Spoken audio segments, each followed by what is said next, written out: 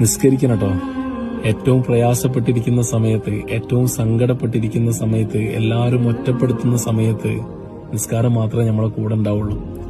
കാരണം നമ്മളെ കൂടെ നടക്കുന്ന ഒരാളോട് നമ്മളെ വിഷമങ്ങൾ പറഞ്ഞാൽ ചിലപ്പോൾ അവർക്ക് മനസ്സിലാവില്ല.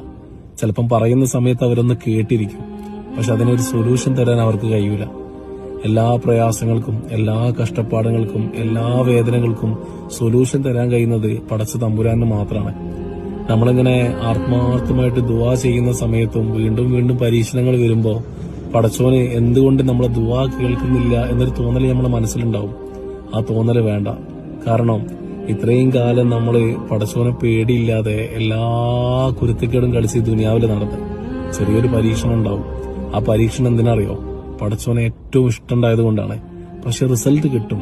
റിസൾട്ട് കിട്ടാൻ കുറച്ച് കാത്തിരിക്കണം. പടച്ചോനല്ലാണ്ട് നമ്മളെ വിഷമങ്ങൾ മനസ്സിലാക്കാൻ ഇന്ന് ഒരാൾക്കും കഴിയൂല.